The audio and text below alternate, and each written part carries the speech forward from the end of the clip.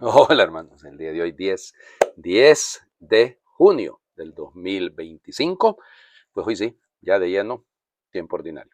Al color verde, mañana no. Mañana vamos a tener la fiesta de San Bernabé y entonces por lo tanto ya tendremos que usar el rojo por el martirio, ¿no? Y bueno, luego ya vendrá el blanco por San Antonio. Bueno, de hecho, jueves y viernes vamos a utilizar blanco porque el jueves es Jesucristo, sumo y eterno sacerdote, y el viernes es la fiesta de San Antonio de Padua, que ya debería tenerlo puesto yo por ahí, hombre, que se me ha hecho el Antonito. Bueno, igual, porque siempre estamos en la novena de San Antonio y yo tengo novena en la parroquia de San Antonio, porque es uno de los sectores, se llama San Antonio de Padua. Y eso, pero ya por lo menos de esta semana, hoy toca utilizar el color verde para celebrar precisamente ya el reinicio de la segunda parte del tiempo, durante el año del tiempo ordinario. Hoy les voy a hablar de un beato que fue beatificado en octubre, el 3 de octubre de 1999, un sacerdote extraordinariamente interesante. Eduard Juan María Pope, nacido en Temse, así se llama este pueblo allí en Bélgica, lo que hoy sería Bélgica, nace en diciembre de 1890, su familia fueron 8 hijos, él era el tercero, creo. Pues resulta ser que su papá se dedicaba a la pastelería, digamos, a la repostería, don Desiré Aloisio Pope, y su mamá se llamaba Josefa Ogier.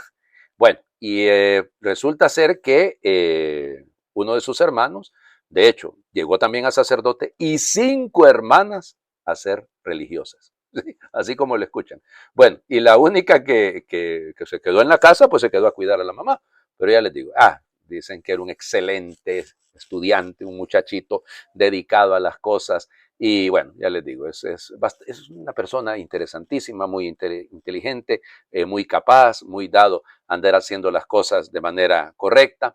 Ya para 1902, o sea, estamos hablando de los 12 años, ya recibe la confirmación, empieza su vida eucarística y pues entonces resulta ser que pues el papá pensaba en dejarlo en el negocio, ¿no? Que se pusiera él a hacer pasteles y toda la cosa. Y bueno, pues al inicio él se mantuvo fiel a lo que le pedía el papá, ¿no? O sea, no dejaba de hacer lo que él le decía y parece ser que fue un buen aprendiz, hasta cierto punto. Pero él tenía claro que quería ser sacerdote. Y entonces por eso, cuando se lo dijo a su papá, pues sencillamente, gracias a Dios, pues tenían otros hijos, ¿no? Y entonces la mamá le dijo, no seamos egoístas con el Señor, y hay que entregárselo al Señor. Bueno, entra en San Nicolás, ahí en el seminario de San José, el seminario menor, en 1905, ahí se queda hasta 1910. Bueno, ya les digo, muy interesante. Muere el papá en 1907, cuando él estaba en el seminario menor, y aún así, gracias a Dios, pudieron mantener el que él estudiase. Bueno, el problema viene cuando en 1910, pues resulta ser, vive un momento muy difícil porque algunos de sus compañeros empezaron a burlarse de él, empezaron a atacarlo, diríamos, le empezaron a hacer bullying, diríamos hoy en día, a todo esto. Pero él se mantuvo fiel, ¿no? Y él, fíjense, las dos devociones de él, clarísimas, la Eucaristía y la Santísima Virgen María. Vaya, los dos pilares, como diría San Juan Bosco. Bueno, y él, interesante, empezó sus estudios luego ya en 1912 en la Universidad de Leuven. Ahí, miren, le interesaba muchísimo, y es cierto, es muy devoto de San Luis María Griñó de Montfort. De hecho, estos textos de San Luis María, ya sabemos lo interesante que para Luis es la devoción mariana, ¿no? La verdadera devoción a la Virgen María. Pues eso le cambió a él la vida. ¿Ya? Y otra cosa que le marcó a él la vida era otros dos santos, ¿no? Santa Teresita del Niño Jesús, de hecho él visitó la tumba en peregrinación, y también San Francisco de Asís. Bueno, 1913 se va al seminario mayor en Ghent, ahí pues progresa rápidamente, se gradúa pues con honores, pero 1914 la Gran Guerra, la Primera Guerra Mundial, y entonces lo reclutan y estuvo como enfermero, y parece ser que era muy dedicado, incluso peligrosísimo porque se cansaba muchísimo sirviendo a la gente. Y en medio de la guerra, pues en 1916, el 1 de mayo, el 1 de mayo, es ordenado sacerdote. Interesantísimo, ¿no? Bueno, luego lo mandan de párroco a Santa Coleta. Ahí va a estar. Lo que pasa es que él era de una salud bastante frágil, muy frágil. Y entonces, aquí viene todo el detalle, ¿no? Porque la vida que llevaba tan activa y todo, y él pues no tenía las condiciones físicas para seguir tan adelante, tiene que regresar, lo colocan en el convento de Morsique, no sé cómo se dirá en flamengo, no lo sé, pero se escribe Moerseque. Bueno, y entonces ahí empieza uno de los trabajos bellos de él, era un gran catequeta, y sobre todo en la formación de los niños, él lo tenía muy, muy claro. Fíjense que para 1919 tuvo un ataque al corazón severo, que ya pensaban que se moría. Bueno, si en aquel tiempo era extrema unción, no era unción de los enfermos, recibió la extrema unción, pero gracias a Dios se logró recuperar y bueno, realizó muchos trabajos, miren, un montón de escritos, sobre todo en contra del materialismo, en contra del marxismo. Bueno, era muy claro, muy duro, y las cosas que tenía que decir las decía, y las decía con muy, pero un gran catequeta, o sea, buscó la manera de crear asociaciones de laicos para la adoración eucarística, para la catequesis, la dirección espiritual. Después de ese paro cardíaco que tuvo que quedarse en una silla. No se podía mover. Y aún así era increíblemente activo con la dirección espiritual, con la atención sobre todo, como les digo, de los niños. Y aún, vamos, un director espiritual fantástico, ¿no? Fantástico, sobre todo para los sacerdotes, para los seminaristas. Bueno, ya les digo. Le dio otro paro cardíaco en 1923, cuando andaba visitando a su mamá por la Navidad, y ahí sí ya no pudo regresar. Se quedó ahí en el convento de Morsique, y luego sufre otro paro cardíaco, no, ya les digo, bastante. En enero de 1924, tuvo de hecho varias caídas hasta el 3 de febrero, y finalmente pues muere de otro paro cardíaco en la mañana del 10 de junio de 1924. Fíjense bien, dicen que van a decir, padre, ya está otra vez hablando, padre, pues sí es cierto. Es que en el momento en el que le estaban haciendo la extrema unción, no, aquí no me queda bien, creo que es para allá, no sé si es para allá, murió viendo la imagen del Sagrado Corazón de Jesús. Ya sabían que iba a hablar yo de alguien en el mes de junio, en el mes del Sagrado Corazón de Jesús, a quien me toque que hable del Sagrado Corazón, lo voy a hablar. Oigan, claro que sí, bueno, de todas maneras lo haré siempre, ¿no? Pero bueno, ya les dije que fue beatificado por San Juan Pablo II en 1999, el 3 de octubre. Ahí tienen otro santo. Y hay que pedir por un sacerdote, por sacerdotes que sean pilas, que aunque estén en una sillita, sean trabajadores, que no sean haragancitos, sino que realmente se pongan a hacer todo el bien posible. Vamos a las lecturas. Bueno, a ver, les cuento. Ayer, pues como fue la memoria obligatoria de Santa María, Madre de la Iglesia, el problema es que no hemos comenzado las lecturas, pero fíjense, durante 2 semanas vamos a leer algunos textos de la segunda carta a los Corintios, por algunos pedacitos, ¿no? Entonces, segunda Corintios 1, del 18 al 22. Ayer habíamos debido leer el inicio, ¿no? Pero bueno, vamos. Hermanos, Dios es testigo de que la palabra que les dirigimos a ustedes no fue primero sí y luego no. Cristo Jesús, el Hijo de Dios, a quien Silvano, Timoteo y yo les hemos anunciado, no fue primero sí y luego no. Todo Él es un sí. En Él todas las promesas han pasado a ser realidad. Por Él podemos responder amén a Dios, quien a todos nosotros nos ha dado fortaleza en Cristo y nos ha consagrado. Nos ha marcado con su sello y ha puesto el Espíritu Santo en nuestro corazón como garantía de lo que vamos a recibir. Palabra de Dios. Te alabamos, Señor.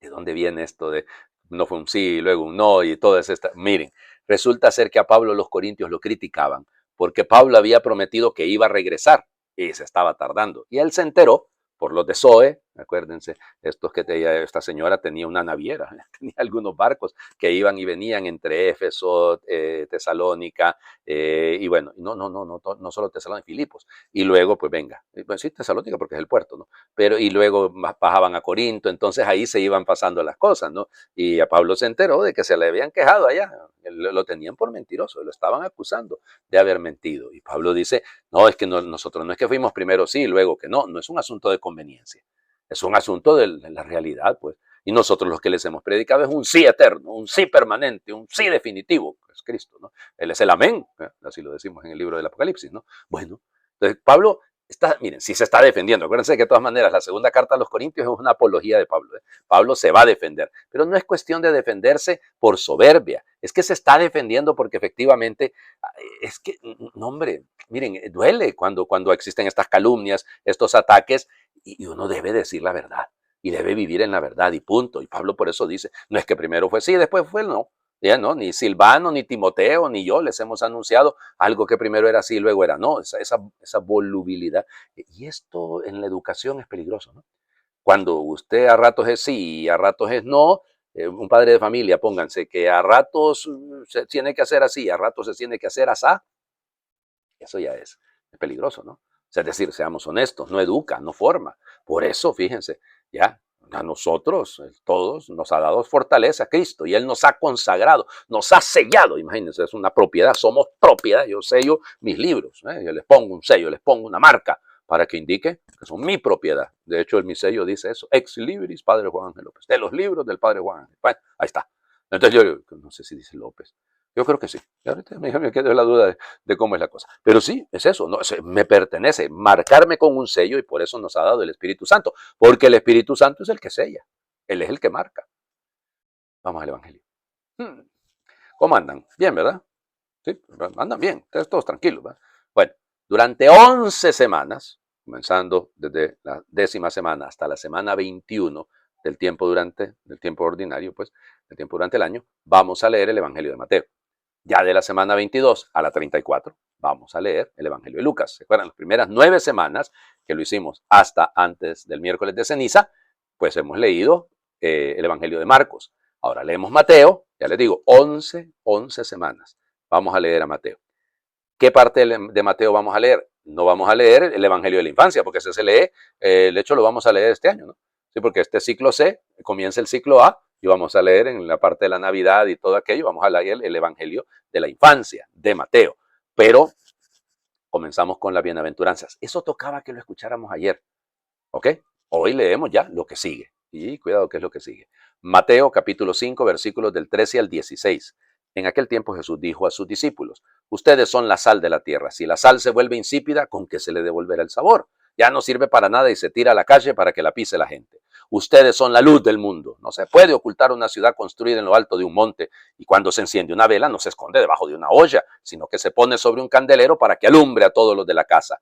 Que de igual manera brille la luz de ustedes ante los hombres para que viendo las buenas obras que ustedes hacen, den gloria a su Padre que está en los cielos. Palabra del Señor. Gloria a ti, Señor Jesús. Uy, Dios mío. A ver el tiempo. Fíjense bien. Ustedes son la sal. La sal en griego se dice halas. Halas significa varias cosas. Entonces, la sal entendida desde el punto de vista de la conservación. Acuérdense que en la antigüedad por eso era tan cara la sal, ¿no? Para conservar el pescado, por ejemplo, en el mar. Pues en el mar de Galilea no era, es un lago, ¿no? Entonces, para conservar, para purificar, ¿no? Sí, claro, para limpiar. Cuando había una herida, pues eso quemaba, ¿no? Y bueno, había que purificar. Y luego, para dar sabor. ¿No? Por lo tanto, el discípulo lo que debe hacer es preservar el bien y ponerle sabor al mundo. Además, la sal es imagen de la sabiduría, ¿no? Y ahí por eso, cuidado, fíjense, se vuelve insípida. El término en griego es morante. Morante lo que significa ser necio. Así, sí, sí. Es decir, el que no da testimonio. El que teniendo que hacer lo que debe hacer, no lo hace.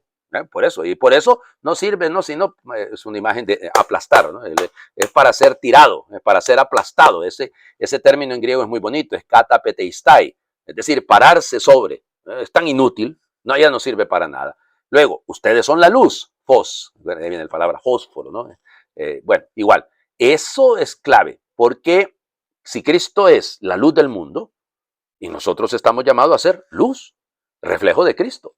Claro, y por eso ustedes, no se enciende una lámpara, dice el texto, un lignos no se enciende para esconderse, sino para enseñarse, para mostrarse. Lo propio es esto. Y claro, ¿cómo se muestra usted? Las palabras, los discursazos, oigan, las homilías que se echa este padre. No, señor. Por eso habla de cala erga, ergos, es el actuar, de ahí viene energía. Bueno, bien. Entonces, fíjense, cala, acuérdense, caló, es lo bello, ¿no? Entonces, así como el pastor bello, bueno, igual, el buen pastor, bueno, cala erga, son las buenas obras, ahí sí. ¿Y qué? ¿Se acuerdan? ¿Cómo hemos hablado del verbo doxaseo? Dar gloria, es manifestar, o sea, con mi cala ergo, con mi buena erga, con mis buenas obras, yo manifiesto, doy a conocer a Dios. Doxasei, es decir, lo doy a conocer. Acuérdense que dar gloria Lo hemos visto la semana antepasada, no se le vaya olvidado. Oigan, por favor, no me van a decir que no. O sea, es decir, fíjense, doxaseo eso. Dar gloria. Usted no se puede dar gloria a sí mismo. Usted le puede dar gloria a otro. Es decir, reconocerlo, hacerlo visible, hacerlo patente, eso sí. Bueno, ahí está. Esa es la gloria. Y entonces por eso tenemos que pensarlo. Usted es sal, usted es luz, claro, por sus buenas obras. También hay otros elementos, ¿no? Yo por el tiempo no puedo detenerme tanto a veces, pero la sal también tiene la característica de ser un símbolo sacramental, claro. Fíjense, se utilizaba, es decir, todavía los ortodoxos lo usan. Le ponen un poquito de sal en la lengua a la criatura cuando la bautizan. Claro, es un signo. De hecho, existía en los ritos antes del concilio, ¿no? La sal se bendecía y se usaba en los bautismos. Luego, también sirve en los exorcismos. Sí, sí. Se bendice la sal. ¿Ya? Entonces, y se mezcla con el agua bendita. Y ahí véngase al cachudo a echarle por todos lados. Claro, esa es la fuerza de lo que se preserva. Estamos preservando la santidad de Dios. Cuidado con eso. Cuidado con eso. Y termino solamente recordándoles, hombre, en el fondo podemos ser epifanía de Dios, ¿no? Podemos ser manifestación de Dios cuando nuestras buenas obras hablan de Dios. ¿Qué importancia nuestra vocación, oigan? O sea, si lo ve, es una vocación preciosa, porque esa es nuestra tarea, lo que tenemos que hacer es eso, ¿ya? Entonces, no podemos ser luz si no es para darle gloria a Dios. No es un asunto, diría San Agustín, no busques tu propia alabanza, sino la de aquel que te ha iluminado. Acuérdense que en el inicio, en los primeros años, iluminación era lo que hoy le llamamos el bautismo. ¿eh? Iluminar. Entonces, hombre, no vaya a apagar usted lo que Dios ha querido encender. Por eso no busques tu propia alabanza, sino conserva, da vida, ilumina, manifiesta tu fe. Hagamos oración. Enséñame a ser sal de la tierra y luz del mundo. Ayúdame a regalar una sonrisa a quien nunca la ha tenido, a hacer volar un rayo de sol hasta allí donde reina la noche, a descubrir una fuente y hacer que se bañe en ella quien vive en el fango, a tomar una lágrima y ponerla en el rostro de quien nunca ha llorado, a tomar el valor y ponerlo en el ánimo de quien no sabe luchar, a descubrir la vida y contársela a quien no sabe captarla, a tomar la esperanza y compartirla con quien se siente fracasado, a tomar la bondad y dársela a quien no sabe dar, a acoger el amor y dárselo a conocer al mundo. Amén. Señor, esté con ustedes. Y les bendiga a Dios por intercesión del beato Eduardo Pope, el que es Padre, Hijo y Espíritu Santo, y su bendición descienda, les acompañe siempre. Sí, ¿verdad? Ya aquello de Cristo ha resucitado, pues ya pasó la Pascua. Claro que Cristo ha resucitado y verdaderamente ha resucitado, pero bueno, nada. Feliz martes para todos.